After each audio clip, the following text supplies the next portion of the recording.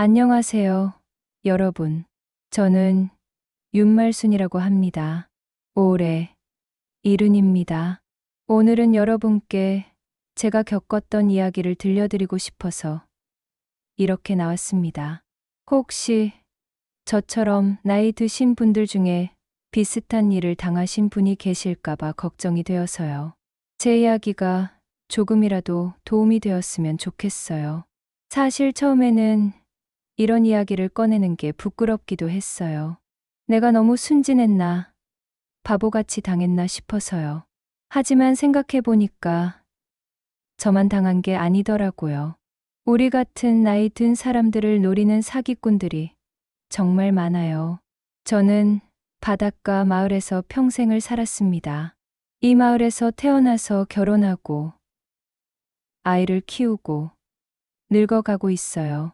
젊었을 때는 남편과 함께 작은 분식집을 했어요. 어묵, 떡볶이, 김밥, 순대 같은 걸 팔면서 근근히 살았죠. 손님들이 뜨거운 어묵 국물을 호호 불면서 먹는 모습을 보는 게 참 좋았어요. 특히 학교 마치고 오는 아이들이 주머니에서 동전을 꺼내면서 할머니, 어묵 주세요 하면서 웃을 때, 그럴 때가 제일 행복했답니다. 가게는 작았지만 늘 사람들로 북적였어요.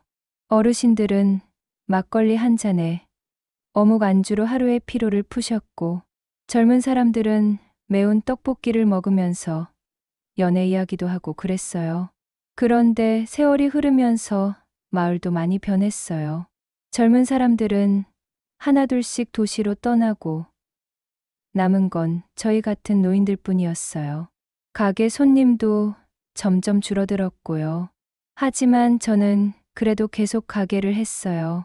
돈을 많이 벌지는 못해도 마을 사람들과 이야기를 나누는 게 좋았거든요. 그런데 몇 년 전부터 무릎이 아파서 가게를 접었습니다. 아침에 일어날 때마다 무릎에서 뻐근한 소리가 나고, 오래 서 있으면 다리가 후들후들했어요. 처음에는 파스 붙이고 무릎 보호대 차고 버텨봤어요. 나이가 들면 어쩔 수 없는 일이지 뭐. 그래도 억지로 참고 하려고 했는데, 어느 날은 무거운 국물 냄비를 들다가 그만 주저앉고 말았어요. 그때 깨달았죠. 이제 그만해야겠다고. 남편은 벌써 오래전에 세상을 떠났어요. 태풍이 몰아치던 날, 바다에 나갔다가 돌아오지 못했습니다. 그때가 참 힘들었어요. 남편은 어릴 때부터 바다와 함께 살아온 사람이었거든요. 할아버지 때부터 어업에 종사했고, 바다 날씨를 읽는 데는 누구보다 능했어요. 말수나, 바다는 무서워도 우리를 먹여 살리는 어머니야. 바다를 무서워하지 말고 존경해야 한다라고 늘 말하곤 했어요. 태풍이 와도 이 정도는 괜찮다며 나가곤 했는데, 그날은 달랐어요. 아침부터 바람이 이상했거든요. 제가 오늘은 나가지 마세요라고 말렸는데도 괜찮다, 금방 돌아온다며 나가신 게 마지막이었어요. 그런 남편이 그 바다에서 영영 돌아오지 못했죠. 바다가 남편을 데려간 거예요. 하지만 살아야 했으니까 이 작은 집과 오래된 라디오, 그리고 마당만한 정원이라도 지키며 살아왔습니다. 남편이 심어놓은 상추며 깨잎이 아직도 자라고 있어요. 봄이 되면 산나물도 올라오고, 가을에는 고추며 배추도 심어요. 혼자 사는 할머니가 뭘 그리 많이 키우냐고 하시는 분들도 있지만, 저는 이 작은 텃밭이 있어서 외롭지 않아요. 매일 아침 일어나서 물 주고, 풀 뽑고, 벌레 잡고, 이런 일들이 제게는 하루하루를 살아가는 이유가 되어줘요. 라디오는 남편이 태풍 오던 날 저한테 남겨준 거예요. 말수나, 내가 없어도 이 라디오가 너와 함께 있을 거야. 심심하면 틀어놔. 음악도 나오고 사람 목소리도 들려서 외롭지 않을 거야 라고 했던 그 라디오 말이에요. 지금도 매일 아침 일어나자마자 라디오부터 켜요. 오래되어서 잡음도 많이 나지만 그 소리가 저한테는 남편 목소리처럼 들려요. 우리 동네에는 최두영이라는 분이 서점을 하고 계셔요. 저보다 2살 많은 72이신데 말은 좀 느리지만 성격이 참 고드신 분이에요. 두영 씨는 젊었을 때 교사를 하셨대요. 국어 선생님이셨는데 정년 퇴임하고 나서 작은 서점을 차리셨어요. 책이 있는 곳에는 지혜가 있다고 늘 말씀하세요. 그래서인지 말 한마디 한마디를 신중하게 하시죠. 말순 누님, 급한 일도 차근차근 해야 실수가 없어요. 세상에 그렇게 급한 일은 없습니다 라고 늘 말씀하세요. 서점이라고 해봐야 작은 방 하나 크기인데 온갖 종류의 책들이 빼곡히 꽂혀 있어요. 소설책, 시집, 역사책, 요리책. 없는 게 없어요.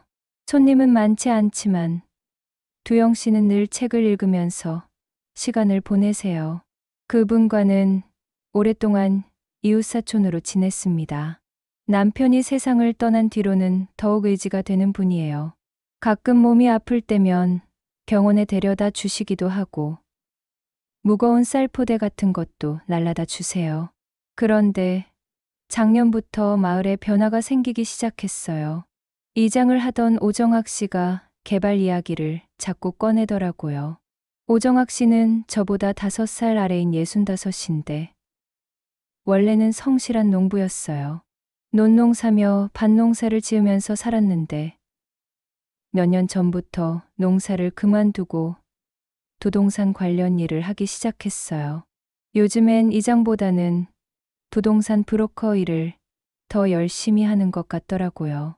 마을 곳곳을 돌아다니면서 개발 바람이 불어온다. 땅값이 오른다. 지금이 기회다는 이야기를 하고 다녔어요. 처음에는 그냥 농담인 줄 알았어요. 젊은 사람들도 떠나고 있는 시골 마을에 무슨 개발이 있겠나 싶었거든요. 처음엔 그냥 흘려들었어요. 우리 같은 시골 마을에 무슨 개발이 있겠나 싶었거든요. 버스도 하루에 몇 번 안 다니고 가게라고는 구멍가게 하나뿐인 마을인데 말이에요. 하지만 오정학 씨는 계속해서 사람들을 찾아다녔어요. 특히 나이 드신 분들한테 더 자주 찾아갔죠. 어르신들이 평생 고생하셨는데 이번 기회에 좋은 곳으로 이사 가세요. 도시 근처에 아파트도 사고 자식들 가까운 곳에서 편하게 사세요라면서 말이에요. 사람들이 하나둘씩 관심을 보이기 시작했어요. 실제로 우리 같은 시골에 살면 불편한 게 많거든요. 병원 가려면 멀고 마트 가려면 버스 타고 가야 하고 겨울에는 난방비도 많이 들고요. 어느 날 그 오정학 씨가 제 집에 찾아왔어요. 평소와는 다르게 양복까지 차려입고 서류 가방을 들고 왔더라고요. 얼굴에 웃음을 가득 띠고서는 이런 말을 하더라고요. 말순 어머님, 정말 좋은 소식이 있어요. 우리 동네에 큰 길이 난다고 합니다. 정부에서 추진하는 지역개발 사업이래요. 지금 집을 파시면 큰 득이 될 거예요. 시세의 2배, 아니 3배도 받을 수 있을 겁니다. 저는 고개를 저으며 답했어요. 정학 씨, 여긴 남편 숨 냄새가 남아있는 곳인데 어떻게 팔아요? 남편이 손수 만든 마루, 함께 심은 나무들이 다 여기 있는데요. 돈이 문제가 아니에요. 그런데 오정학 씨는 포기하지 않고 가방에서 서류를 꺼내더라고요. 어머님, 감정적으로 생각하지 마세요. 이것 좀 보세요. 동의서예요. 서명만 하시면 세금 혜택도 받을 수 있어요. 이주비 지원도 나오고 새집 마련할 때 대출도 저리로 해줘요. 다른 어르신들도 다 하셨습니다. 김씨 할머니, 박씨 할아버지, 이씨 댁, 다들 하셨어요. 어머님만 안 하셨어요. 그 말을 들으니까 조금 흔들리기 시작했어요. 정말로 다른 분들이 다 했다면 저만 고집 부리는 게 맞나 싶어서요. 그때 마침 두영 씨가 지나가다가 제 집으로 들어오셨어요. 평소보다 말이 더 느려지면서 이렇게 말씀하시더라고요. 정학 씨, 서류라는 건 천천히 보고 결정하는 게 좋지 않을까요?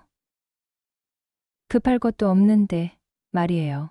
이런 중요한 일은 가족들과도 상의해봐야 하고 전문가 의견도 들어봐야 하는 거 아닌가요? 그러자 오정학 씨 목소리가 낮아지면서 이런 말을 했어요. 두영 형님, 기회는 길게 오는 게 아닙니다. 정부 정책이라는 게 언제 바뀔지 몰라요.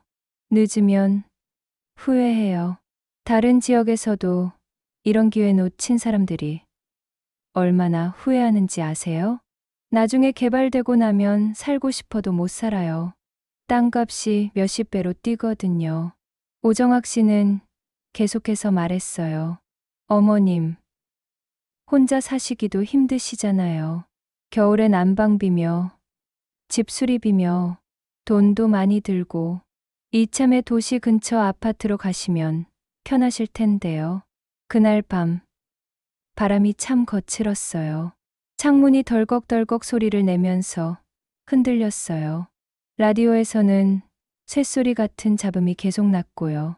왜 그런지 남편이 세상을 떠나던 그날 밤과 너무 닮아 있더라고요. 그때도 이렇게 바람이 거세게 불었거든요.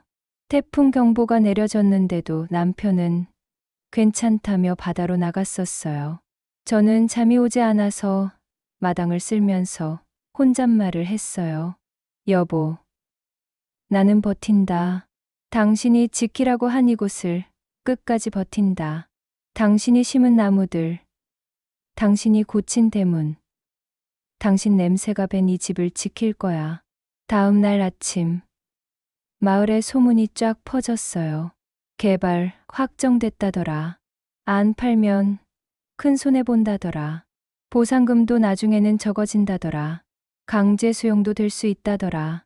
사람들이 수군거리는 소리가 여기저기서 들렸어요. 마치 누군가 일부러 소문을 퍼뜨리는 것 같았어요. 그러더니 오정학 씨가 또 찾아왔어요. 이번엔 더 급한 표정으로요. 어머님, 다른 어르신들은 벌써 다 도장 찍으셨어요. 김씨 할머니, 박씨 할아버지, 모두 다요. 어머님만 남으셨습니다. 이래서는 안 돼요. 전체 동의가 있어야 사업이 진행되는 건데. 어머님 때문에 다른 분들이 피해를 보실 수도 있어요. 제 손이 떨리기 시작했어요. 정말로 다른 분들이 다 서명했다면 저만 혼자 반대하는 게 맞나 싶어서요.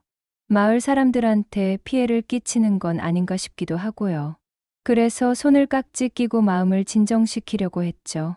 그때 두영 씨가 제 귀에 조용히 말씀하셨어요. 말순 누님, 서류를 복사부터 하고 천천히 생각해 보시죠. 급한 건 아니잖아요. 하루 이틀 더 생각해 본다고 해서 큰일 나는 것도 아니고요. 그러자 오정학 씨가 코웃음을 치면서 이렇게 말하더라고요. 믿음이 없으면 기회도 없는 법입니다. 어르신들이 너무 의심만 하시면 좋은 일도 놓치는 거예요. 저는 마을을 위해서 하는 일인데 왜 이렇게 의심하세요? 바로 그 순간이었어요. 라디오가 딱 하고 꺼졌어요. 집 안이 갑자기 고요해졌죠. 마치 남편이 조심해라. 뭔가 이상하다라고 말하는 것 같았어요. 저는 마음을 단단히 먹었어요. 좋아요. 그럼 내 눈으로 직접 확인해 보겠어요. 면사무소에 가서 제대로 알아보고 결정하겠어요. 그렇게 좋은 일이라면 숨길 것도 없잖아요. 여러분, 나이가 들면 이런 일들이 많이 생겨요. 누군가 우리를 서두르게 하고 겁을 주면서 중요한 결정을 재촉하죠. 다른 사람들은 다 했어요. 늦으면 손해봐요. 마지막 기회예요라고 말하면서요. 하지만 저는 그때 깨달았어요. 아무리 급하다고 해도 제대로 확인하고 결정해야 한다는 거려. 의심하는 게 나쁜 게 아니에요. 신중한 거예요. 여러분, 지난 이야기에 이어서 계속 말씀드릴게요. 저는 오정학 씨가 가져온 서류를 제대로 확인해 보기로 마음먹었어요. 두영 씨와 함께 면사무소를 찾아갔죠. 면사무소는 우리 마을에서 버스로 30분 정도 걸리는 곳에 있어요. 아침 일찍 출발했는데도 도착할 때쯤엔 벌써 오전 10시가 넘었더라고요. 시골 버스라는 게 시간도 불규칙하고 중간중간 멈춰서 시간이 오래 걸려요. 건물에 들어서니까 복도에서 눅눅한 냄새가 코를 찔렀어요. 오래된 서류들과 습기 냄새였을 거예요. 형광등, 불빛도 좀 어둡고 바닥도 낡아서 삐걱거렸어요. 두영 씨가 관공서는 다 이런 냄새가 나죠. 오래된 종이 냄새와 습기 냄새가 섞인 거예요라고 말씀하시면서 씁쓸하게 웃으셨어요. 어디로 가야 할지 몰라서 안내 데스크에 가서 물어봤어요. 개발 관련 서류를 보고 싶은데 어디로 가야 하나요? 안내 직원이 3층 민원실로 가라고 하더라고요. 엘리베이터도 낡아서 삐걱거리면서 올라갔어요. 3층에 도착해서 담당 직원을 찾아가서 개발 관련 서류를 보여달라고 했어요. 20대 후반쯤 되어 보이는 젊은 공무원이 나와서 서류를 하나씩 보여주면서 설명하더라고요. 이건 개발 동의서고요. 이건 위임장이고 여기에 사인하시면 모든 절차가 끝납니다. 간단하죠? 별로 복잡한 건 아니에요.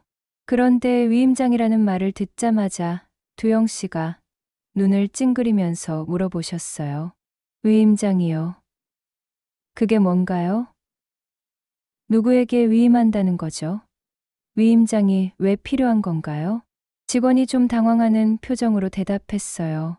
아, 여기 오정학 씨에게요. 개발, 업무 전반을 위임하는 거라고 되어 있네요. 부동산 처리, 계약, 이주, 뭐 그런 것들이요. 그 말을 듣는 순간 제 등에서 식은땀이 났어요.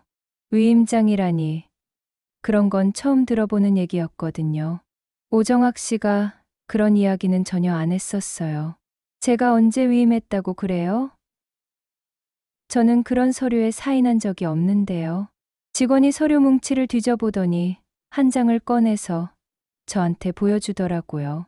여기 보세요. 윤말수님 이름과 서명이 있네요. 서류를 받아서 보니까 거기에 제 이름과 사인이 분명히 있더라고요. 처음엔 제 사인 같기도 했어요. 그런데 자세히 보니까 뭔가 이상했어요. 평소 제가 쓰는 글씨보다 획이 길었고 특히 샤자 모양이 평소와 달랐어요. 제가 쓸 때는 샤을 둥글게 쓰는데 이건 각져 있었어요. 그리고 사인 옆에 찍힌 도장도 좀 흐릿했고요. 평소 제 도장보다 색이 연했어요. 이상해요. 이게 제 사인이 맞나요? 뭔가 다른 것 같은데. 두영 씨도 돋보기를 꺼내서 자세히 보셨어요. 누님, 이거 정말 이상해요. 누님이 평소에 쓰시는 글씨체와 다른 것 같은데요. 바로 그때 오정학 씨가 면사무소에 나타났어요. 마치 우리가 올 걸 알고 기다리고 있었던 것처럼요. 숨을 헐떡이면서 급하게 들어왔어요. 어머님, 무슨 일로 여기까지 오셨어요? 제가 다 처리해드린다고 했는데요. 몸이 불편하신데 이런 데까지 오시면 어떡해요? 두영 씨가 위임장을 가리키면서 물어보셨어요. 정학 씨, 이게 뭡니까? 말순 누님이 언제 이런 위임장을 쓰셨나요? 우리는 이런 이야기 들은 적이 없는데요.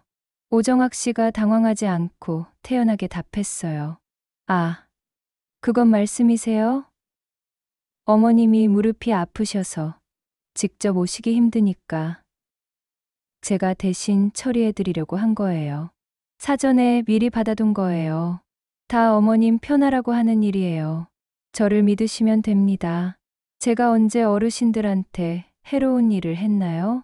하지만 두영 씨가 낮은 목소리로 말씀하셨어요. 정학 씨, 이건 사전 위임장이잖아요. 이거면 말순 누님 통장까지 묶일 수 있어요. 부동산도 마음대로 처리할 수 있고요. 이런 중요한 일을 어떻게 미리 처리해요? 본인 동의 없이요? 그 말을 듣고 저는 더욱 불안해졌어요. 통장이 묶인다니, 부동산을 마음대로 처리한다니. 이게 무슨 소리인가요? 정학 씨, 저는 그런 위임장 쓴 적 없어요. 언제 제가 그런 걸 했다고 그래요? 오정학 씨가 좀 짜증스러운 표정을 지으면서 말했어요. 어머님, 깜빡하신 거 아니에요? 몇 달 전에 무릎 때문에 병원 가시느라 바쁘실 때 제가 도와드린다고 해서 받아둔 거예요. 그때 어머님이 고맙다고 하셨잖아요. 하지만 저는 전혀 기억나지 않았어요. 그런 일은 없었거든요. 집에 돌아와서도 마음이 불안했어요. 정말 제가 깜빡한 건가? 나이가 들어서 기억을 못하는 건가 싶기도 했어요. 하지만 아무리 생각해봐도 그런 일은 없었어요. 저는 중요한 일은 절대 잊어버리지 않거든요. 특히 도장 찍는 일이나 서명하는 일은 더욱 조심하는 편이에요. 남편이 살아계실 때부터 말수나 함부로 도장 찍지 마라. 세상에는 나쁜 사람들이 많다고 늘 말씀하셨거든요. 그러던 중 저녁 무렵에 은행에서 전화가 왔어요. 집 전화가 딸랑딸랑 울리는 소리에 깜짝 놀라서 받았어요. 윤말순 고객님, 안녕하세요. 부산은행입니다. 부동산 관련 계약금이 이동되었다는 안내 말씀드립니다. 저는 깜짝 놀라서 전화기를 떨어뜨릴 뻔했어요. 뭐라고요? 무슨 계약금이요? 제가 언제 그런 걸 허락했나요? 고객님 계좌에서 오정학님 명의 계좌로 1천만 원이 이체되었습니다. 위임장에 따라 처리된 건으로 확인됩니다. 그 말을 듣자마자 온몸에 힘이 빠졌어요. 1천만 원이라니, 그것도 제 허락도 없이 제 돈이 움직였다니. 이게 말이 되나요? 손이 덜덜 떨려서 전화기를 제대로 잡을 수도 없었어요. 그럴 리가 없어요. 저는 그런 거 허락한 적 없어요. 확인해 주세요. 죄송하지만 위임장이 정식으로 등록되어 있어서 법적으로 문제없이 처리된 거라고 나와 있습니다. 더 자세한 사항은 내일 영업시간에 직접 방문해 주시기 바랍니다. 전화를 끊고 나서 저는 주저앉았어요. 1천만 원이면 저한테는 큰 돈이거든요. 분식집 하면서 조금씩 모은 돈이고 남편 보험금도 일부 들어있는 돈이에요. 그 돈이 제 허락도 없이 사라졌다니요. 저는 즉시 라디오를 켰어요. 남편 목소리라도 들으면 마음이 진정될 것 같아서요. 하지만 그날따라 잡음만 나올 뿐이었어요. 지지직, 삐삐하는 소리만 계속 들렸어요. 심장이 쿵쾅쿵쾅 뛰어서 가슴이 아팠어요. 숨도 제대로 쉬어지지 않았고요. 저는 울면서 두영 씨한테 전화했어요. 목소리가 떨려서 제대로 말을 할 수가 없었어요. 두영 씨, 큰일 났어요. 제 돈이 사라졌어요. 두영 씨가 급히 달려오셨어요. 10분도 안 되어서 헐떡이며 오셨어요. 누님, 무슨 일이에요? 진정하시고 천천히 말씀해 보세요. 저는 은행에서 온 전화 이야기를 했어요. 두영 씨 얼굴이 점점 굳어지더라고요. 누님, 이건 명백한 사기예요. 일단 은행에 취소 신청을 걸고 서류 원본을 확보합시다. 아직 늦지 않았어요. 내일 아침 제일 먼저 은행에 가서 거래, 중지 신청부터 하세요. 다음 날 아침, 우리는 먼저 마을 문구점에 가서 서류를 복사했어요. 문구점 할아버지가 뭐 이리 복잡한 서류를 복사하세요? 라고 물어보시더라고요. 사정을 설명하니까 요즘 이런 사기가 많다더라. 조심하세요라고 걱정해 주셨어요. 문구점 할아버지가 복사기를 확대 기능으로 해주셨는데 확대해서 보니까 더 이상한 점들이 보이더라고요. 사인 부분에 잉크가 번진 흔적이 있었어요. 마치 위에서 다시 덮은 것 같았어요. 그리고 도장을 자세히 보니까 겹쳐서 찍힌 것처럼 보였어요. 마치 한번 찍었다가 삐뚤어져서 다시 위에 찍은 것 같았어요. 두영 씨가 돋보기로 자세히 보시더니 이렇게 말씀하셨어요. 누님, 이것 봐요. 도장이 2번 찍힌 것 같아요. 그리고 잉크 색깔도 조금 다르고요. 이건 분명히 조작된 거예요. 저도 자세히 보니까 확실히 이상했어요. 제가 평소에 쓰는 도장과 비슷하긴 했는데 뭔가 미묘하게 달랐어요. 도장 테두리 부분이 조금 두껍고 글자도 평소보다 진했어요. 이거 가짜 냄새가 나네요. 누가 봐도 이상해요. 그때 문구점 할아버지가 말씀하셨어요. 요즘은 도장도 복사할 수 있다더라고요. 컴퓨터로 말이에요. 진짜 같이 만들어서 사기치는 사람들이 많다고 뉴스에서 봤어요. 두영 씨가 고개를 끄덕이셨어요. 맞아요. 이제는 기술이 발달해서 가짜 도장도 진짜처럼 만들 수 있어요. 하지만 자세히 보면 차이가 있어요.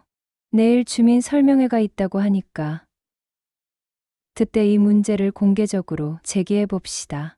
혼자서는 힘들어도 여러 사람 앞에서 말하면 달라질 거예요. 그날 은행에도 갔어요. 은행 직원한테 사정을 설명했더니 위임장이 정식으로 등록되어 있어서 법적으로는 문제가 없다고 하더라고요. 하지만 의심스러운 점이 있으면 조사를 요청할 수 있다고 했어요. 그래서 정식으로 조사 신청을 했어요. 이 위임장이 가짜일 가능성이 있습니다. 제가 직접 쓴 게 아니에요. 조사해 주세요. 은행 직원이 서류를 받으면서 말했어요. 조사 결과가 나올 때까지는 시간이 걸릴 수 있습니다. 하지만 의심스러운 거래는 일단 동결하겠습니다. 그날 밤 바닷바람이 차가웠어요. 저는 마당에 서서 별을 바라보며 중얼거렸어요. 여보, 지켜봐요. 내가 져주지 않을 거예요. 당신이 읽어놓은 이 집, 당신이 모아둔 돈, 함부로 빼앗기지 않을 거예요. 내가 바보 같아 보여도 끝까지 싸울 거예요. 라디오에서 갑자기 남편 목소리가 흘러나왔어요. 오래된 테이프에서 나오는 목소리였죠. 말순아, 세상에는 나쁜 사람들이 있다. 하지만 포기하지 마라. 끝까지 싸워라. 정의는 반드시 이긴다. 그 목소리를 들으니까 힘이 났어요. 남편이 저를 응원하고 있다는 생각이 들었거든요. 저는 그날 밤 잠들기 전에 다짐했어요. 절대 포기하지 않겠다고. 끝까지 싸우겠다고요. 여러분, 저처럼 나이 든 사람들을 노리는 사기꾼들이 정말 많아요. 복잡한 서류를 가져와서 빨리 사인하세요. 다른 사람들은 다 했어요. 늦으면 손해봐요라고 재촉해요. 그럴 때일수록 천천히, 꼼꼼히 확인해야 해요. 위임장이라는 건 정말 무서운 거예요. 한 번 사인하면 내 재산을 다른 사람이 마음대로 처리할 수 있거든요. 절대로 섣불리 사인하시면 안 됩니다.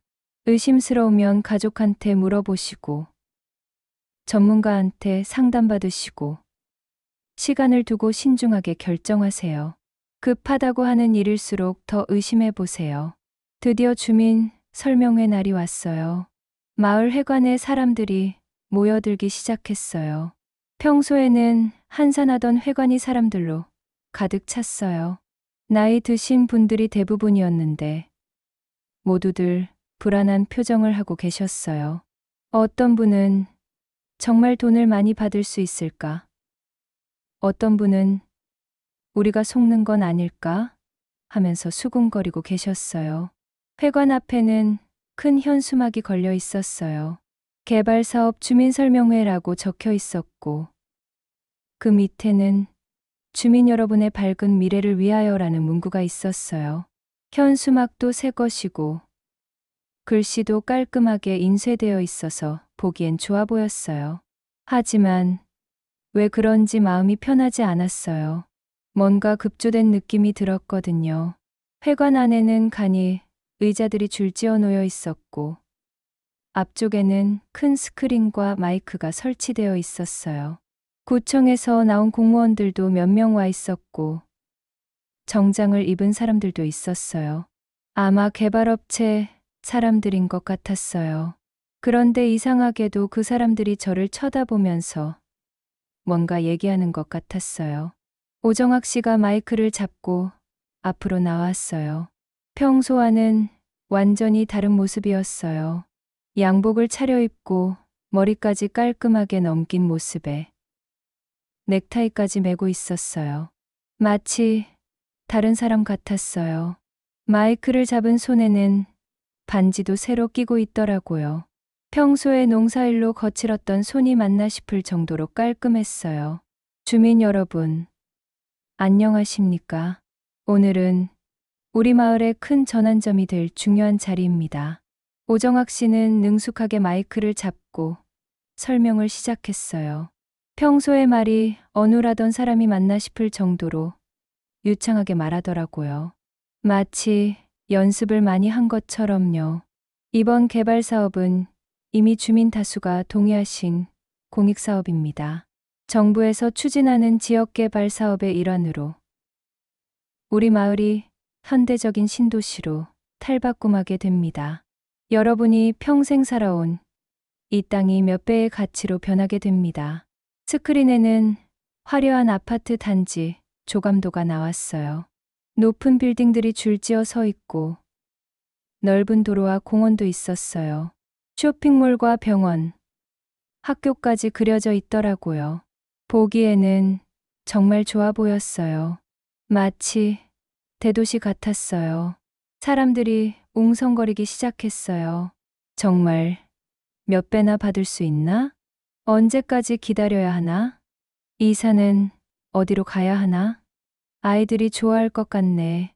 이런 질문들이 여기저기서 나왔어요. 분위기가 점점 달아오르는 것 같았어요. 오정학 씨가 계속 설명했어요. 보상금은 현재 시세의 3배에서 5배까지 가능합니다. 그리고 임시 거주지도 마련해드리고 이사 비용도 지원해드립니다. 새 아파트 입주할 때까지 모든 것을 책임져 드립니다.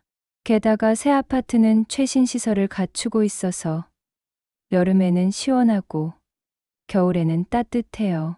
김옥자 할머니가 손을 들고 물어보셨어요. 정학 씨, 그런데 우리가 여기서 언제까지 살 수 있어요? 갑자기 나가라고 하면 어떡해요? 걱정하지 마세요. 충분한 시간을 드립니다. 최소 6개월에서 1년의 여유를 드려요. 그리고 임시 거주지도 깔끔한 곳으로 준비해 놨습니다. 박 씨 할아버지도 질문하셨어요. 보상금은 언제 받을 수 있나요? 정말 그렇게 많이 주나요? 계약 체결과 동시에 일부 선지급금을 받으실 수 있고 나머지는 이주 완료 후에 받으시게 됩니다. 정부 사업이니까 확실합니다. 그때 저는 용기를 내서 손을 들었어요. 마음이 두근두근했지만 꼭 물어봐야 할 것 같았어요. 잠깐만요. 위임장 문제부터 해결하고 넘어가야 하지 않을까요? 저는 위임장을 쓴 적이 없는데 제 이름으로 된 위임장이 있더라고요. 회관이 갑자기 조용해졌어요. 모든 사람들이 저를 쳐다봤어요. 어떤 분들은 위임장이 뭐야? 무슨 소리야? 하면서 웅성거렸어요. 오정학 씨 얼굴에 당황하는 기색이 스쳤지만 곧 웃음을 지으면서 말했어요. 말순 어머님, 그건 오해입니다. 어머님이 무릎이 아프셔서 직접 처리하기 어려우시니까 제가 도와드리려고 한 거예요. 어르신들 편의를 위해서 한 일인데 왜 그렇게 의심하세요? 저를 못 믿으시나요? 하지만 저는 포기하지 않았어요. 두영 씨가 준비해 주신 확대 복사본을 들고 일어났어요. 손이 떨렸지만 꾹 참았어요. 여러분, 이것 좀 보세요. 제 도장이 겹쳐서 찍혀 있어요. 그리고 같은 시간에 여러 장의 서류에 똑같은 도장이 찍혀 있다고 해요. 이게 말이 됩니까? 사람들이 웅성거리기 시작했어요. 정말 그런가? 우리 서류도 확인해 봐야겠다. 뭔가 이상한데? 나도 기억이 안 나네. 박 씨 할아버지가 일어나서 말씀하셨어요. 나도 이상하다 싶었어. 내가 언제 그런 어려운 서류에 사인했나 싶었거든. 내용도 잘 모르겠고 분위기가 점점 어수선해졌어요. 사람들이 서로 수군거리기 시작했어요. 오정학 씨가 마이크를 잡고 큰 소리로 말했어요. 여러분, 의심하지 마세요.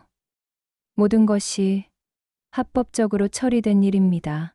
혹시 의심스러운 부분이 있으면 개별적으로 상담해 드리겠습니다. 지금은 설명회를 계속 진행했으면 좋겠네요. 그때 공무원 한 분이 일어나서 말씀하셨어요. 주민 여러분, 이런 문제가 제기된 이상 사실 확인이 필요할 것 같습니다. 관련 서류를 정밀 검토한 후에 다시 모이는 게 좋겠습니다. 오정학 씨가 급해하면서 큰 소리를 쳤어요. 평소와는 완전히 다른 모습이었어요. 시간 끄시면 보상금이 줄어듭니다. 정부 정책이라는 게 언제 바뀔지 몰라요. 다른 지역에서도 이런 식으로 반대하다가 나중에 후회한 사례가 얼마나 많은데요. 기회는 한 번뿐입니다. 놓치면 정말 후회해요. 바로 그때였어요. 회관 뒤쪽 문이 열리면서 우편 배달원이 들어왔어요. 손에는 등기 우편을 여러 통 들고 있었고요. 숨을 헐떡이면서 급하게 들어왔어요. 윤말수님 계신가요? 등기 우편 왔습니다. 저는 떨리는 손으로 우편을 받았어요. 봉투를 뜯어보니까 경매 통지서라고 적혀 있었어요. 제 이름으로 된 경매 통지서였어요. 집이 경매에 넘어갈 예정이라는 내용이었어요. 날짜를 보니까 한 달 후였어요. 그 순간 다리에서 힘이 빠졌어요. 옆에 있던 의자에 주저앉았어요. 경매라니. 제가 평생 살던 집이 경매에 넘어간다니. 도대체 무슨 일인지 이해할 수가 없었어요. 머리가 핑 돌면서 아무것도 보이지 않았어요. 두영 씨가 급히 달려와서 저를 부축하셨어요. 누님, 괜찮으세요? 진정하세요. 깊게 숨 쉬세요. 오정학 씨가 제게 다가와서 속삭였어요. 목소리가 차갑게 변해 있었어요. 어머님, 보세요. 이렇게 되기 전에 저한테 파시는 게 낫지 않겠어요? 경매로 넘어가면 손해만 보실 뿐이에요. 시세의 절반도 못 받을 수도 있어요. 그 말을 듣자마자 화가 머리끝까지 치밀었어요. 저는 떨리는 목소리로 말했어요. 오정학 씨, 당신 정말 사람이에요? 어떻게 이런 짓을 할 수 있어요? 저한테 경매 통지서가 나올 일이 뭐가 있어요? 제가 언제 빚을 졌다고요? 회관이 완전히 소란스러워졌어요. 사람들이 저에게 몰려와서 무슨 일이에요? 경매가 뭐예요? 우리도 그런 거 올 수 있어요? 라고 물어봤어요. 두영 씨가 제 어깨를 붙잡고 진정시키려 했지만 저는 너무 충격이 커서 말을 제대로 할 수가 없었어요. 그런데 더 놀라운 일이 생겼어요. 우편 배달원이 다른 등기 우편들도 나눠주기 시작했어요. 김옥자 할머니, 박씨 할아버지, 이씨 할머니, 여러분들이 똑같은 경매 통지서를 받았어요. 이게 뭐야? 우리 집도 경매에 넘어간다고? 언제 내가 빚을 졌다고 이런 게 와? 정학 씨, 이게 무슨 일이야? 도대체 뭔 일이 벌어지는 거야? 사람들이 오정학 씨를 둘러싸고 따져 물었어요. 오정학 씨는 당황한 표정으로 저도 모르는 일입니다. 확인해 보겠습니다라고 하면서 도망가듯 회관을 나갔어요. 그런데 나가면서 저를 쏘아보는 눈빛이 정말 무서웠어요. 설명회는 결국 소란으로 끝났어요. 사람들은 각자 집으로 돌아갔지만 모두들 불안한 표정이었어요. 경매 통지서를 받은 분들은 어떻게 해야 할지 몰라서 눈물을 흘리시는 분들도 있었어요. 김옥자 할머니가 울면서 말씀하셨어요. 말순 언니, 나 어떻게 이 나이에 집을 잃으면 어디서 살아? 박씨 할아버지도 한숨을 쉬면서 말씀하셨어요. 우리가 너무 순진했나? 이런 일이 생길 줄 몰랐어. 그날 밤, 저는 잠을 잘 수가 없었어요. 집을 잃을 수도 있다는 생각에 가슴이 답답했어요.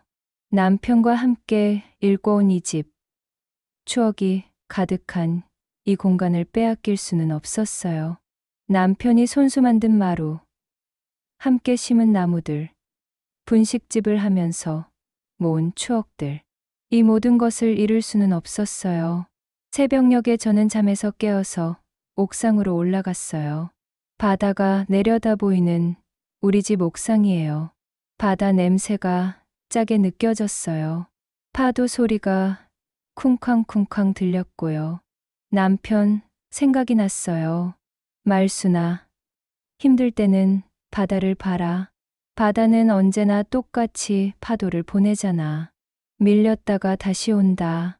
우리도 그렇게 꾸준히 살아가면 된다고 했던 남편 말이 생각났어요. 저는 집에서 가져온 천을 펼쳤어요. 남편이 쓰던 작업복을 잘라서 만든 천이었는데 거기에 유성펜으로 글씨를 썼어요. 위임장 무효, 원본 공개하라, 경매 중단하라. 두영 씨가 손전등을 들고 올라오셨어요. 밤늦게 제가 나가는 소리를 들으셨나 봐요. 누님, 혼자서 이런 걸 하시면 안 돼요. 위험해요. 추워서 감기 걸리시면 어떡해요. 저는 두영 씨를 보며 말했어요. 두영 씨, 저 혼자서는 못해요. 같이 싸워요. 우리가 포기하면 누가 이런 일을 막아요? 두영 씨가 고개를 끄덕이셨어요. 당연히 같이 서야죠. 이런 일을 당하고도 가만히 있을 수는 없어요. 우리가 나서지 않으면 다른 사람들도 당할 거예요. 우리가 옥상에서 현수막을 펼치자. 아래 골목에 사람들이 하나둘씩 모이기 시작했어요. 휴대폰 불빛이 반짝이면서 사진을 찍는 사람들도 있었어요. 김옥자 할머니, 박씨 할아버지, 이웃들이 모여서 올려다보고 있었어요. 말순 언니, 우리도 도울게요. 함께 싸워요. 이런 일을 당하고 가만히 있을 수 없어요. 우리도 속았어. 소문이 빠르게 퍼져나갔어요. 윤말순 할머니가 옥상에서 시위하고 있다더라. 위임장이 가짜였다더라. 우리 서류도 확인해 봐야겠다. 경매 통지서가 여러 집에 갔다더라. 바람이 더 세게 불었어요. 현수막이 펄럭이면서 마치 깃발처럼 보였어요. 저는 그 순간 깨달았어요. 이제 진짜 싸움이 시작된다는 걸요. 그리고 저 혼자가 아니라는 걸요. 다음 날 아침, 마을 사람들이 제 집으로 찾아왔어요. 서류를 들고 온 분들이었어요. 말순 언니, 우리 서류도 한번 봐주세요. 저희도 뭔가 이상하다 싶었거든요. 우리도 경매 통지서 받았어요. 두영 씨와 함께 서류들을 하나씩 살펴봤어요. 놀랍게도 여러분의 서류에서 비슷한 문제점들이 발견됐어요. 도장이 겹쳐 찍힌 것, 사인이 평소와 다른 것, 잉크 색깔이 미묘하게 다른 것들이 한둘이 아니었어요. 김옥자 할머니가 울면서 말씀하셨어요. 나는 이런 어려운 글씨 못 읽는데 정학이가 여기만 사인하면 된다고 해서 했어. 무슨 내용인지도 모르고 말이야. 위임장이 뭔지도 몰랐어. 이런 분들이 한둘이 아니었어요. 대부분이 내용을 제대로 이해하지 못한 채 서명을 했던 거예요. 오정학 씨가 어르신들 편의를 위해서라고 하면서 복잡한 설명은 생략하고 여기만 사인하시면 됩니다라고 했던 거죠. 저는 마음이 아팠어요. 우리 같은 나이 든 사람들이 얼마나 쉽게 속을 수 있는지 깨달았거든요. 복잡한 법률 용어, 어려운 서류들, 이런 것들 앞에서 우리는 너무 무력했어요. 글씨가 작아서 잘 안 보이는 것도 있고, 내용이 어려워서 이해하기 힘든 것도 있고요. 박씨 할아버지가 화나신 목소리로 말씀하셨어요. 정학이 그놈이 우리를 우롱한 거야. 믿고 맡겨달라. 다른 사람들도 다 했다면서 속인 거라고. 이씨 할머니도 손수건으로 눈물을 닦으면서 말씀하셨어요. 내가 너무 순진했나? 이런 일이 우리한테 생길 줄은 몰랐어. 저는 여러분들을 바라보며 말했어요. 여러분, 우리가 순진한 게 아니에요. 우리를 속인 사람이 나쁜 거예요. 우리가 포기하면 안 됩니다. 끝까지 싸워야 해요. 우리가 당한 일이 다른 사람들한테도 생기면 안 되거든요. 그날부터 저희는 본격적으로 증거를 모으기 시작했어요. 같은 날짜에 여러 사람의 서류가 처리된 것, 위임장의 내용이 사전에 미리 작성된 것, 도장과 서명의 이상한 점들 하나하나 정리해 나갔어요. 두영 씨가 교사 출신이라서 정리를 잘 해주셨어요. 누님들, 이렇게 증거를 체계적으로 정리해야 나중에 도움이 됩니다. 날짜별로, 사람별로, 문제점별로 나눠서 정리해 보세요. 마을 사람들도 적극적으로 도와주셨어요. 누구는 사진을 찍어주고, 누구는 증언을 정리해주고, 누구는 관련 법률을 찾아봐주고, 모두가 힘을 합쳤어요. 며칠 후에는 신문 기자도 왔어요. 소문이 외부로 퍼진 거였어요. 시골 마을에서 집단 사기 의혹이 제기됐다고 들었는데 어떤 상황인지 설명해 주실 수 있나요? 저는 떨리는 목소리로 지금까지 있었던 일들을 설명해 드렸어요. 기자님이 열심히 메모하면서 들어주셨어요. 이런 일이 다른 지역에서도 일어날 수 있는 일이네요. 꼼꼼히 취재해 보겠습니다. 그 기사가 나간 후로 더 많은 관심을 받게 됐어요.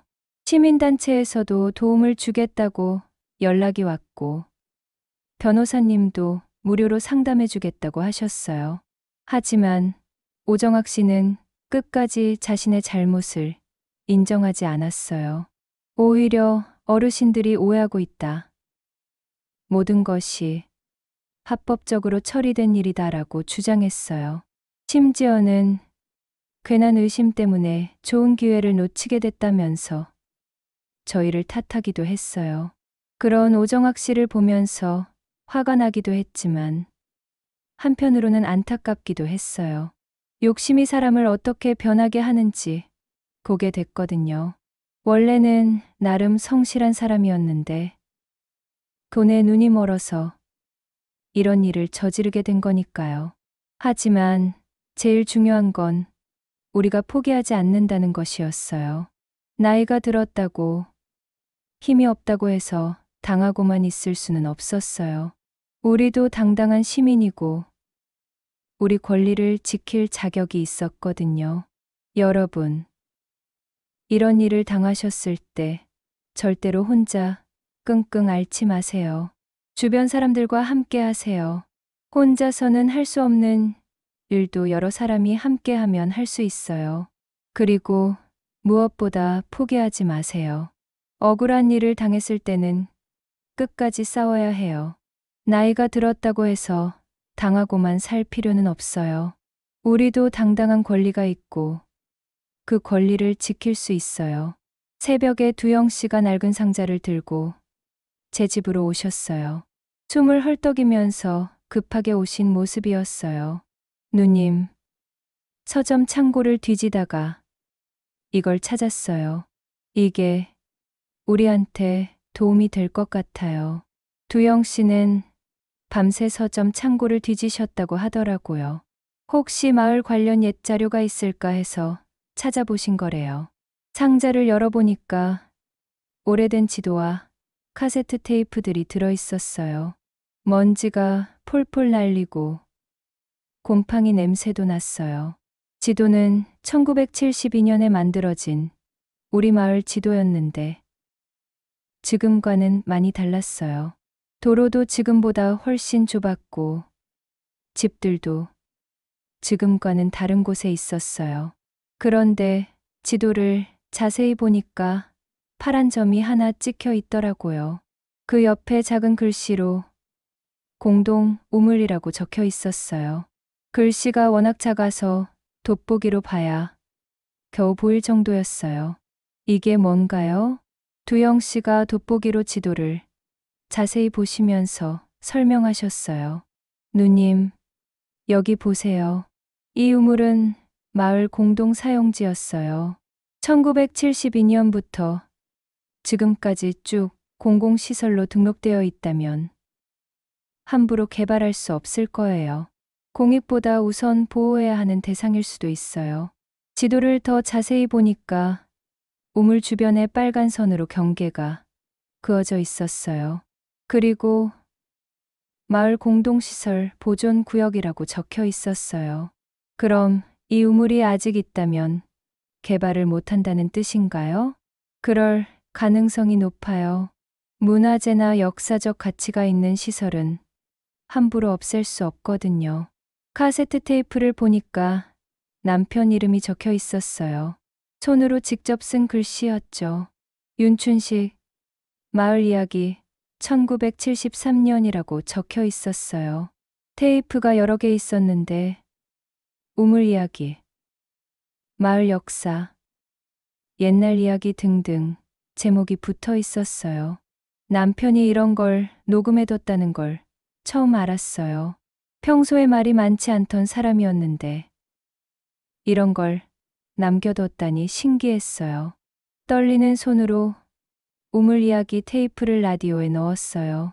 처음엔 지지직하는 잡음만 나오더니 갑자기 남편의 젊은 목소리가 흘러나왔어요. 말순아, 오늘은 마을 우물 이야기를 녹음해 놓는다. 후손들이 알아야 할 이야기니까. 목소리를 듣는 순간 눈물이 났어요.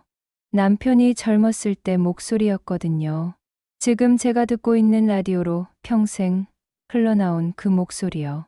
활기차고 힘찬 목소리였어요.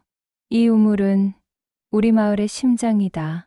일제강점기 때도, 한국전쟁 때도, 가뭄이 들 때도 마을 사람들이 함께 썼던 우물이야.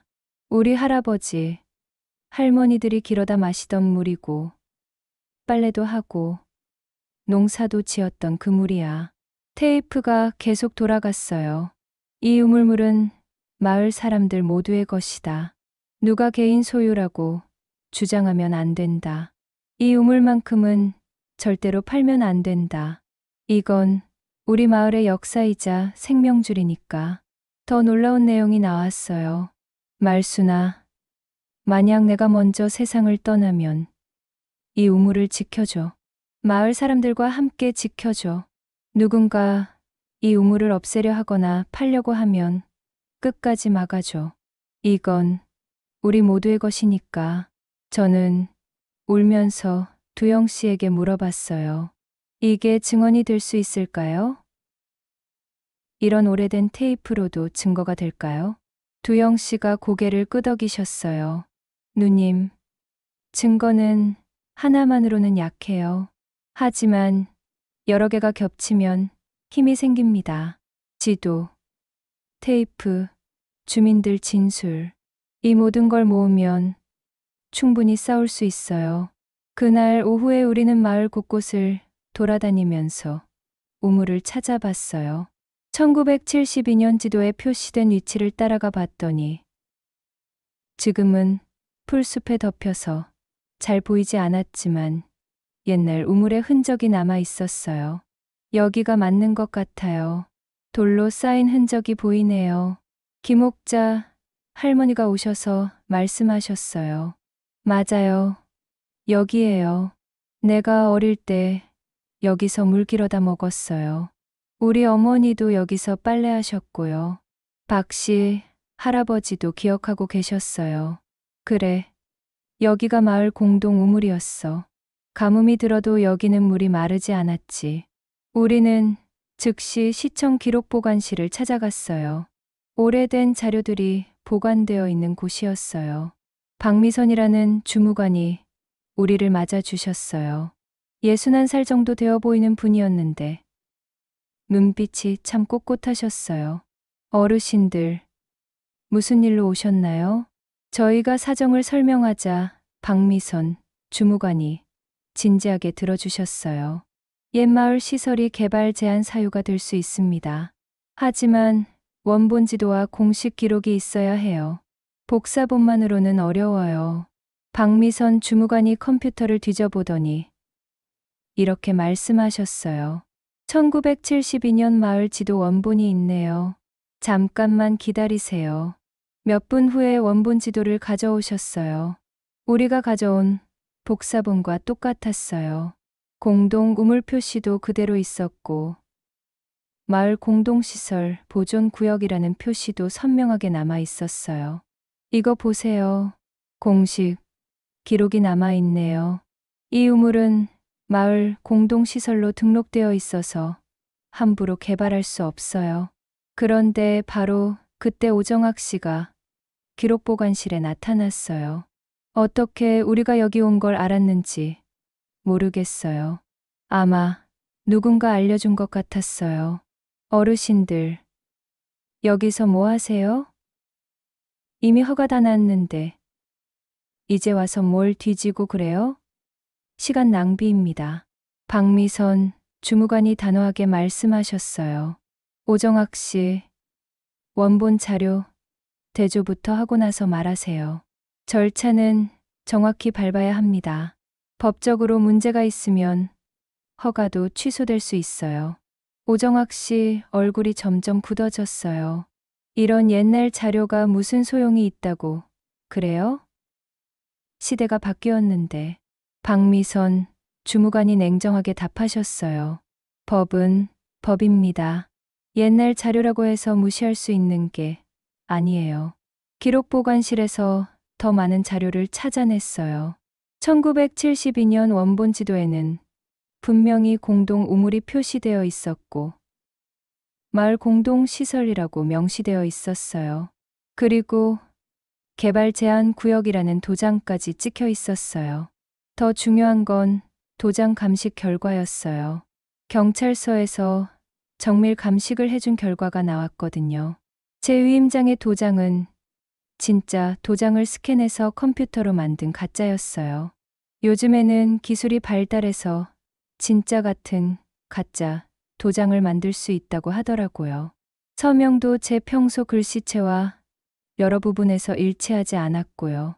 필압, 글씨 기울기, 회계 순서, 여러 부분에서 차이가 납니다. 이건 분명히 위조된 겁니다. 감식 전문가가 자세히 설명해 주었어요. 박미선 주무관이 공식적으로 발표했어요. 위임장 무효입니다. 개발 사업도 전면 재검토해야 합니다. 마을 공동시설 보존구역이라서 함부로 개발할 수 없어요. 오정학 씨 얼굴이 새파랗게 질렸어요. 계속 변명을 늘어놓았지만 소용없었어요. 이런 작은 동네가 뭘 안다고 이런 일을 벌이는 거야. 좋은 기회를 다 망쳤어. 저는 조용하지만 단호하게 말했어요.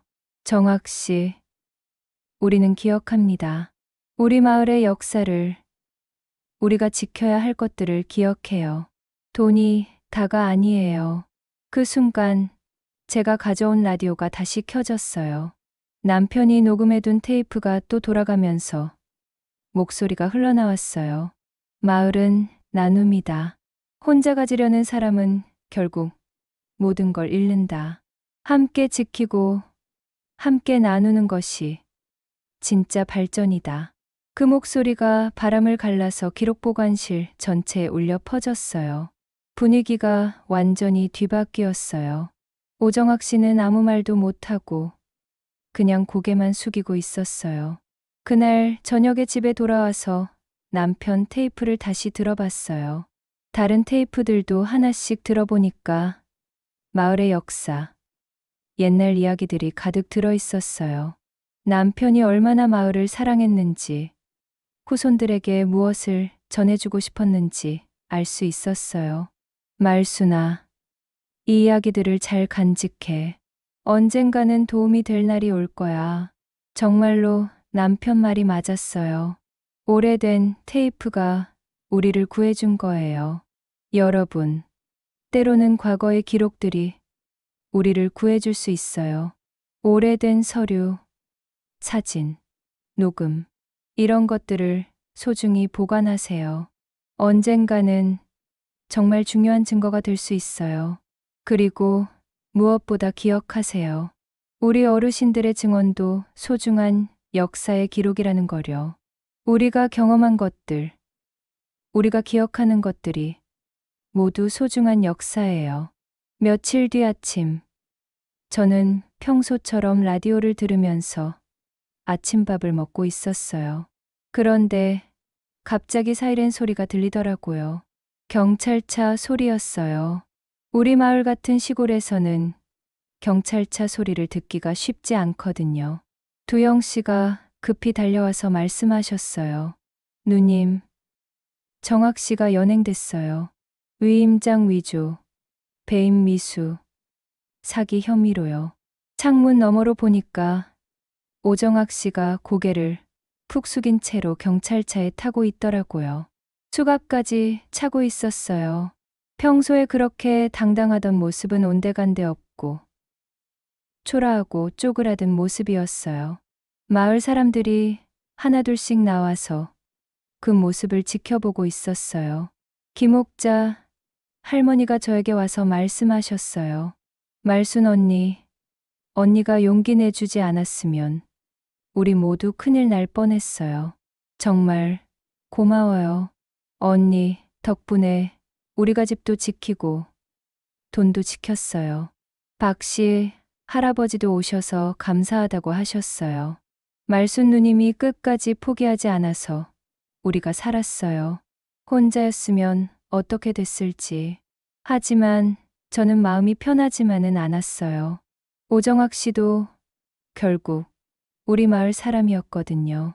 어릴 때부터 함께 자란 사이였고 한때는 성실한 농부였어요. 욕심이 과해서 잘못된 길로 빠진 거였지만 그래도 같은 마을에서 살아온 이웃이었으니까요. 오정학 씨도 불쌍해요. 돈에 눈이 멀어서 이런 일을 저질렀지만 원래는 나쁜 사람이 아니었는데. 두영 씨가 말씀하셨어요. 누님 마음씨가 고우시네요. 하지만 잘못한 건 잘못한 거예요. 처벌받는 건 당연하고요. 며칠 후에 공식 발표가 났어요. 제 집 경매는 취소됐고 다른 분들 집 경매도 모두 취소됐어요. 개발 사업도 전면 보류됐고요. 마을 공동, 우물 주변 지역은 마을 공동보호구역으로 지정됐어요. 앞으로는 함부로 개발할 수 없게 됐죠. 박미선 주무관이 직접 찾아와서 말씀하셨어요. 어르신, 이번 일로 행정 절차가 많이 개선될 거예요. 위임장 처리할 때 본인 확인을 더 철저히 하고 중요한 서류는 반드시 당사자가 직접 와야 하도록 바뀔 예정입니다. 그리고 어르신들을 위한 법률 상담도 정기적으로 열 계획이에요. 그 말을 듣고 마음이 한결 가벼워졌어요. 저 같은 일을 당하는 사람이 더 이상 생기지 않았으면 좋겠거든요. 시민단체에서도 감사 인사를 하러 오셨어요. 어르신들 덕분에 다른 지역에서도 비슷한 사기를 예방할 수 있게 됐어요. 정말 용기 있는 행동이었습니다. 변호사님도 오셔서 말씀하셨어요.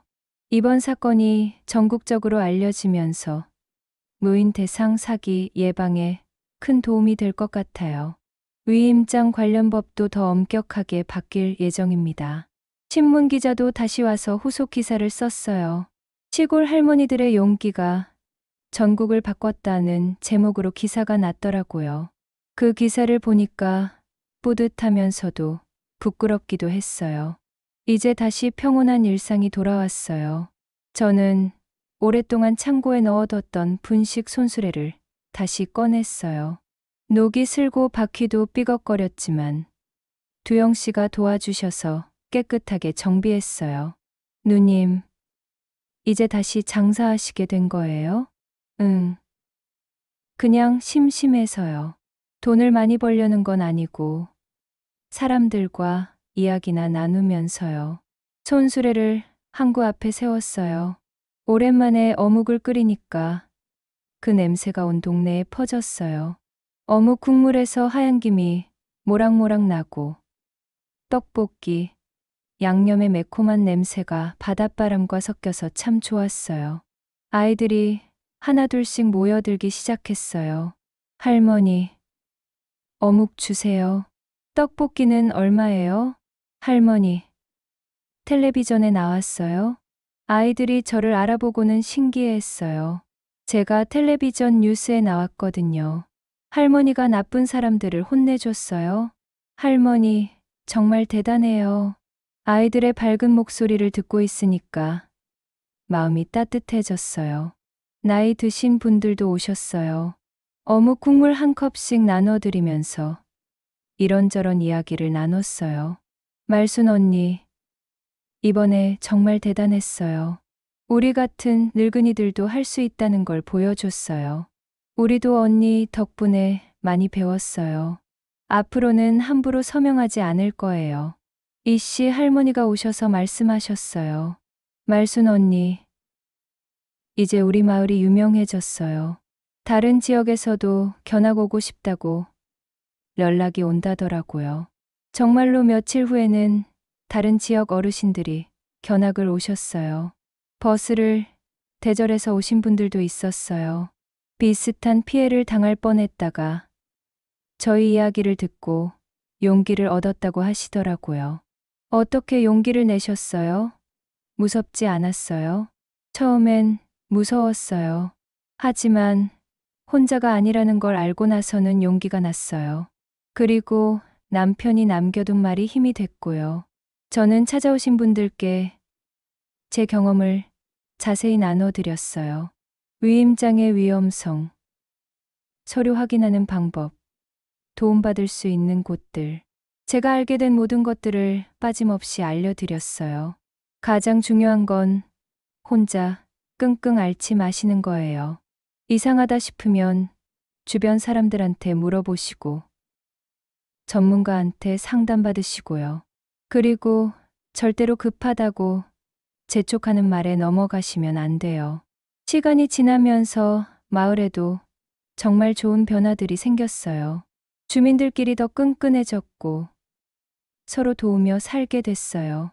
어려운 서류가 오면 함께 검토해보고 의심스러운 일이 있으면 서로 상의하게 됐어요. 예전에는 각자 살았는데 이제는 진짜 한 가족처럼 됐어요. 두영 씨가 주도해서 마을 법률 상담소도 만들었어요. 한 달에 한 번씩 변호사님이 오셔서 무료 상담을 해주시는 거예요. 처음엔 어색해 하시던 분들도 이제는 편하게 찾아가세요. 누님, 이제 우리 마을이 모범 사례가 됐어요. 다른 지역에서도 벤치마킹하러 온다고 해요. 정부에서도 관심을 갖고 있대요. 마을 공동 우물도 복원하기로 했어요. 시에서 예산을 지원해주기로 했거든요. 옛 모습 그대로 복원해서 마을의 상징으로 만들기로 했어요. 문화재청에서도 관심을 보이고 있다고 하더라고요. 할머니, 우물이 어떻게 생겼었어요? 아이들이 궁금해했어요. 저는 남편 테이프를 들려주면서 우물 이야기를 해줬어요. 아이들이 옛날 이야기를 무척 신기해했어요. 예전에는 여기서 모든 마을 사람들이 물을 길어다 먹었단다. 할머니도 어렸을 때 여기서 물 길어다 나르고 그랬어. 무거운 물동이를 머리에 이고 말이야. 아이들이 더욱 신기해했어요. 우와. 그럼 할머니도 여기서 물 마셨어요? 그럼 이 물이 얼마나 맛있었는데. 지금도 파보면 좋은 물이 나올 거야. 실제로 며칠 후에 우물을 파보니까 정말 깨끗하고 차가운 물이 나왔어요. 수질 검사 결과도 아주 좋았고요. 마을 사람들이 모두 나와서 복원 작업을 도왔어요. 젊은 사람부터 나이 드신 분들까지 모두가 힘을 합쳤어요. 우물 복원식 날에는 정말 많은 사람들이 왔어요. 시장님도 오셨고, 기자들도 왔고, 다른 지역 주민들도 왔어요. 국회의원님도 오셨어요. 이렇게 많은 분들이 우리 마을에 오신 건 처음이었어요.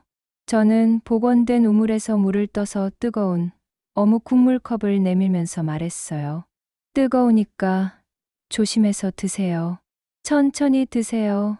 이 우물물로 끓인 국물이에요. 라디오에서는 남편이 녹음해둔 테이프가 흘러나왔어요. 이제는 그 목소리가 전혀 슬프지 않았어요. 오히려 큰 힘이 되는 목소리였어요. 바다는 밀렸다가 다시 온다. 사람도 그렇다. 넘어져도 다시 일어난다. 포기하지 말고 끝까지 버텨라. 마을 사람들과 함께하면 못할 일이 없다. 저는 파란 하늘을 바라봤어요. 구름 한 점 없이 맑은 날이었어요. 구름 사이로 햇빛이 비쳐들고 있었어요. 눈물이 살짝 났지만 슬픈 눈물이 아니라 기쁘고 고마운 눈물이었어요. 두영 씨가 저에게 조용히 물어보셨어요. 누님, 이제 마음이 좀 놓이세요? 저는 고개를 끄덕였어요. 응. 두영 씨, 우린 이겼어요. 혼자가 아니라 함께 이겼어요. 그리고 다른 사람들도 도울 수 있게 됐고요. 남편도 기뻐할 거예요. 마을 회관에는 저희 이야기를 담은 전시관도 생겼어요. 위조된 서류들, 진짜 서류들, 남편의 테이프들, 옛날 지도들, 그리고 우물 복원 과정까지. 모든 과정이 전시되어 있어요. 견학 온 사람들이 보고 배울 수 있도록 말이에요. 이런 사기를 당하지 않으려면 어떻게 해야 하나요? 견학 온 분들이 물어보면 저는 항상 이렇게 답해드려요. 첫째, 급하다고 재촉하는 일일수록 더 의심해 보세요. 좋은 일이라면 급할 이유가 없어요. 둘째, 혼자 결정하지 마시고 주변 사람들과 상의하세요. 셋째, 위임장은 절대 함부로 써주시면 안 됩니다. 이게 제일 중요해요. 넷째, 이상하다 싶으면 전문가한테 상담받으세요. 부끄러워할 일이 아니에요. 저는 분식을 먹으러 온 사람들을 향해서도 말했어요. 우리 마을은 이제 서로 지켜요. 약한 서명 하나도, 작은 목소리 하나도 소중하게 여겨요. 그래야 우리가 모두 안전할 수 있어요. 나이가 들었다고 해서 무시당하거나 속아서는 안 돼요. 우리도 당당한 권리가 있어요. 그리고 저는 이 이야기를 들어주신 여러분께도 말씀드리고 싶어요. 여러분, 이 이야기가 조금이라도 도움이 되셨다면 주변 분들께도 꼭 들려주세요. 특히 저처럼 나이 드신 분들께요. 함께 알고 함께 조심하면 이런 피해를 막을 수 있어요. 사기꾼들은 우리가 외롭고 무력하다고 생각해요. 하지만 우리가 함께하면 정말 강해져요. 그리고 혹시 지금 비슷한 일을 당하신 분이 계시다면 절대 포기하지 마세요. 혼자서는 어려워도 함께하면 반드시 할 수 있어요. 억울한 일을 당했을 때는 끝까지 싸워야 해요. 나이가 들었다고 해서 당하고만 살 필요는 절대 없어요. 주변에 도움받을 수 있는 곳들이 정말 많아요. 시민단체, 소비자보호원, 법률구조공단, 경찰서, 구청, 이런 곳들에서 도움을 받을 수 있어요. 혼자 끙끙 앓지 마시고 용기 내서 도움을 요청하세요. 앞으로도 이런 유익한 이야기들을 계속 들려드릴게요. 구독과 좋아요도 눌러주시면 정말 큰 힘이 됩니다. 여러분의 관심과 응원이 저 같은 어르신들에게 큰 힘이 되거든요. 댓글로 여러분의 경험이나 궁금한 점도 나눠주세요. 서로 정보를 공유하면서 함께 조심할 수 있을 거예요. 요즘에는 젊은 분들도 정말 많이 찾아와요.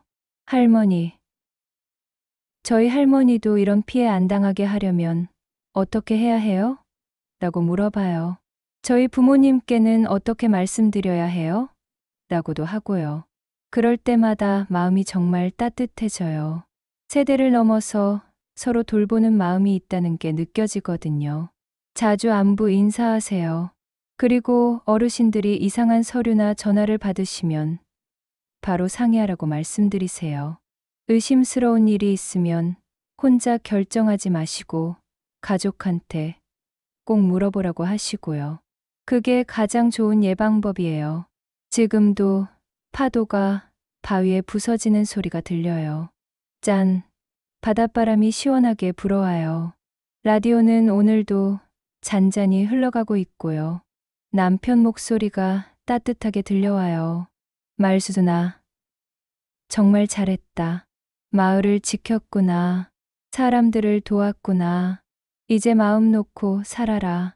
저는 오늘도 여기 있어요. 제가 지키고 싶었던 이곳에서, 남편과의 소중한 추억이 있는 이곳에서 여러분과 함께 있어요.